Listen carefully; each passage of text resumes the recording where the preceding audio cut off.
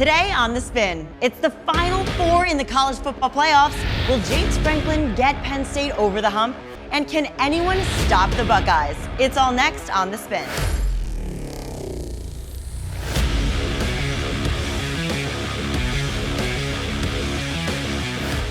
Well, hello, my friends. Ali Melendez welcoming you to this college football playoff edition of Sports Insiders The Spin. Oh my goodness. Well, thank you so much for joining me today. That is right, my friends. We have reached the semifinals of the first ever 12-team playoff with just the Final Four remaining as the Fighting Irish meet Penn State on Thursday night in the Orange Bowl. And of course, the Ohio State Buckeyes face Texas in the Cotton Bowl. Now, we're going to break it all down for you in just a minute. But first, a quick shout out to our good friends at BetOnline. Now, all of our odds here on The Spin are provided by BetOnline, the world's most trusted betting platform and #1 source for everything football. So you can find literally everything you need for the college football playoff at BetOnline. Once again, thanks so much to our friends at BetOnline. Love you guys. All right, well, here we go. Back to the action. College football playoff semifinals. Now, you know them, you love them. Let's get into it. Here's Butler, Gabe Ikard, and Danny Kanell. Welcome, fellas. What's up, Ali? Thanks so much. Drew Butler here, joining alongside my man Gabe Ikard. And as it's the college football playoff semifinals, we, of course, bring back in our big-time guest, Danny Kanell. Guys, what started with 12 teams is now down to 4, and I got to say, these matchups are pretty sweet. So let's start with Thursday night's matchup at the Capital One Orange Bowl. 7-seed Notre Dame is taking on 6-seed Penn State. 7:30 p.m. Eastern Time kickoff on ESPN. Again, Thursday night, it's the college football playoff semifinal at the Capital One Orange Bowl in Miami. Two great teams, two blue bloods here, Gabe, and Notre Dame, since it's a 2-point favorite right now, this total 45 points. I think these are two evenly matched football teams, and I think they both want to play a similar style. I really like both of the defenses for these teams. I think the quarterback matchup's also pretty close with Riley Leonard and Drew Aller. I think this is going to be a great game. I'll take the points with Penn State, and it's for one reason. They have Tyler Warren, and Notre Dame does not. I think that this is a game that could come down to some red zone execution for both of these offenses. And Tyler Warren is just an absolute weapon in that area of the field. So could he be the difference of Penn State scoring a touchdown instead of kicking a field goal in one of those situations? I'm expecting it to be low scoring, but I'm not touching the total because I think that's a perfect line that they've set.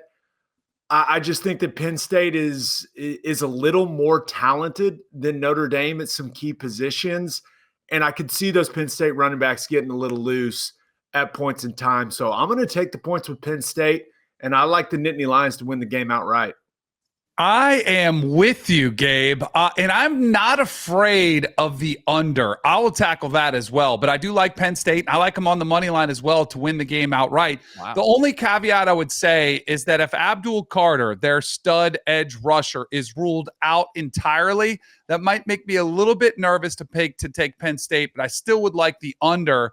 I think this game could be similar to the Sugar Bowl where we saw Notre Dame against Georgia, just a lower scoring, defense-dominated game. But injuries are a big part of this one. Jeremiah Love, Notre Dame's running back, has been banged up. He's playing with a brace, been practicing with a brace. So I think Penn State's defense will be able to slow down Riley Leonard, something that everybody has tried to do all season long, and force him to throw the football, where if we're looking at both of these quarterbacks, neither one of them have lit up the stat line this season, but I do think that Drew Aller is playing with a tremendous amount of confidence. He loves throwing to Tyler Warren, who almost feels uncoverable. Like, even if he has got a guy draped on him, you put it in his direction, he'll come up with a big play. I think he could be the difference. So, Gabe, I am in agreement with you, but I'll go ahead and take the under as well, under the 45 points. Yeah, under certainly seems like it could be a potentially good bet with given the previous performances like what Notre Dame looked like against Georgia a week ago. And to give Notre Dame a ton of credit, their defense and special teams stepped up in such a big way. They dominated in situational football. They won the middle 8 in grand fashion, 17 points in 54 seconds, and they find themselves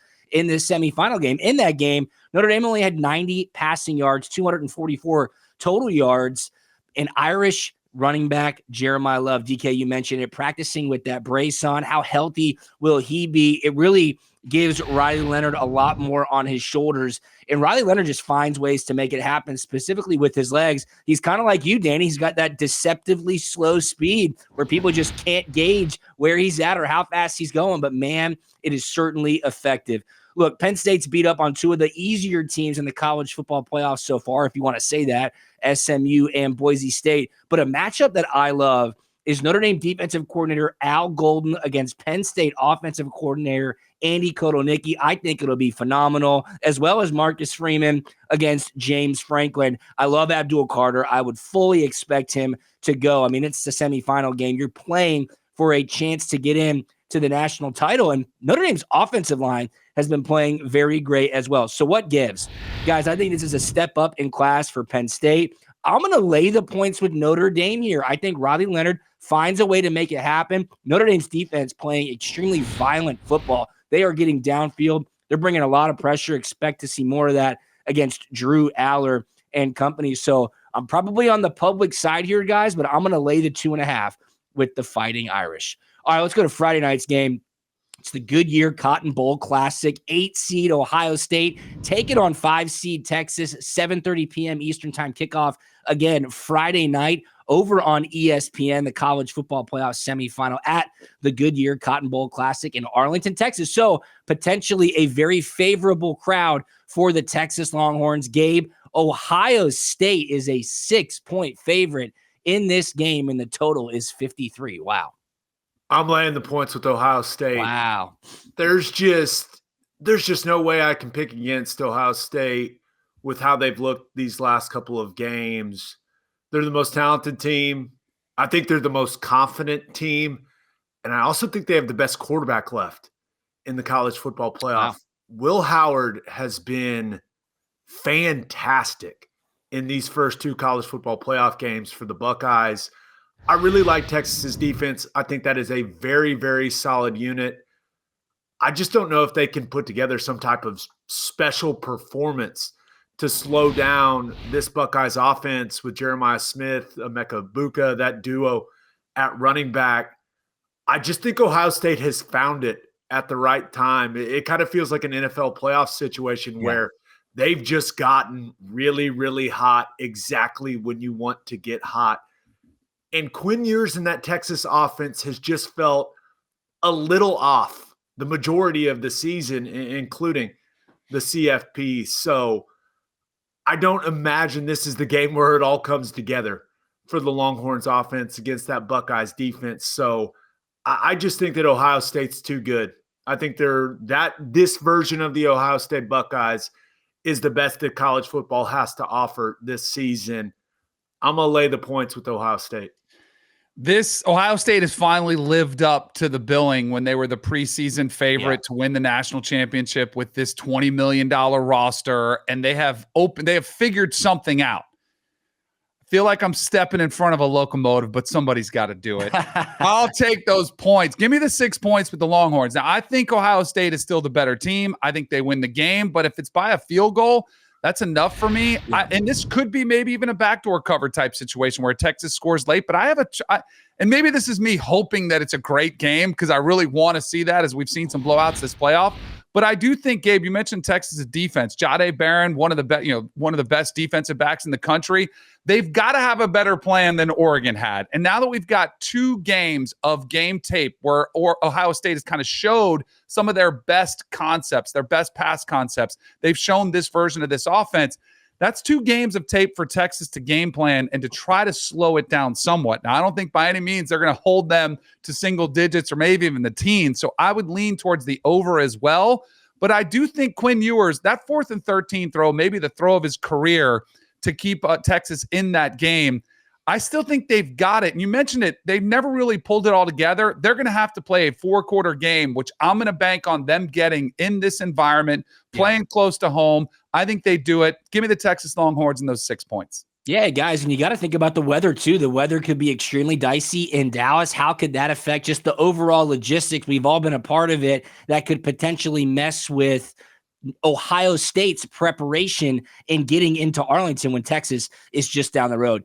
you guys both agree. I mean, Ohio State looks by far and away like the most dominant team in the playoff right now, waking up after that Michigan loss, finding their swagger, and utilizing their playmakers. Jeremiah Smith and Emeka Egbuka, guys, they've combined for 443 receiving yards and 5 touchdowns in the first 2 college football playoff games. I think it's a great quarterback matchup here. We all know what Quinn Ewers is capable of, and Will Howard for Ohio State has been showing you what he can do when he's really given the keys to the offense throughout this playoff. How will the Buckeye defense be able to get after Quinn Ewers? Can they do what they did to Texas as they did to Oregon? They stacked Dylan Gabriel 8 times in the Rose Bowl. You get a performance like that again, it could potentially be a very long day for the Longhorns. I just think there's some recency bias here with this number, DK. I'm leaning to what you had said, a potential overreaction to what we've seen from Ohio State the past 2 weeks compared to what we saw from the entire season. Keep in mind, they do have a common opponent. It's those Michigan Wolverines.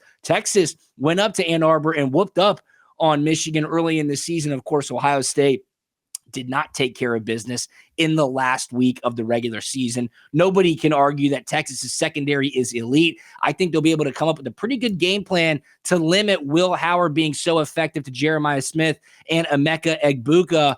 And get this, guys, Texas's defense on the rushing defense side ranked around 60th in the nation. Could Ohio State maybe think too much, overthink, get a little too cute, try to run the ball? That would slow this game down. That would keep Texas in it. I think this is too many points, and Ohio State just 1-5 against the spread on a neutral field as a favorite under Ryan Day. That's all I need to know. I think this game is going to be a close one. So DK, I'll side with you. Give me Texas in those 6 points. I think that home feeling environment will be a big-time advantage for them, and I can easily see a field goal game. So I will take the Longhorns plus the 6 points. All right, 2 games left, and then we'll have our college football playoff national championship game set. That game, of course, January 20th in Atlanta, Georgia. Always a great time breaking down all the action with my guys, Gabe Ikard and Danny Kanell. I'm Drew Butler. Allie, we'll throw it back to you. Wow, well, thank you so much, guys. I mean, amazing insight. As always, Drew Butler, Gabe Ikard, and Danny Kanell, truly the best in the biz. All right, my friends, well, that is all we have for you today. But before I sign off, a huge thank you once again to our friends at BetOnline for providing all the odds on today's show. And I also want to tell you about BetOnline's new same-game parlay builder. Listen, something you might want to look at for these college playoff games. That's all I'm saying. Combine full game markets with game and player props to turn a small wager into a huge payout. BetOnline's got thousands of betting options and combinations to choose from. The more selections you add, the bigger the payout. You get what I'm saying? Cha-ching! Just hit the SGP button when looking at odds in the BetOnline Sportsbook and get in on the action today, my friends. All right, well, hey, that is it. But enjoy the college football playoff. It should be absolutely amazing, and hopefully you get a little money along the way. Thanks so much for watching. We'll see you next time right here on Sports Insiders The Spin.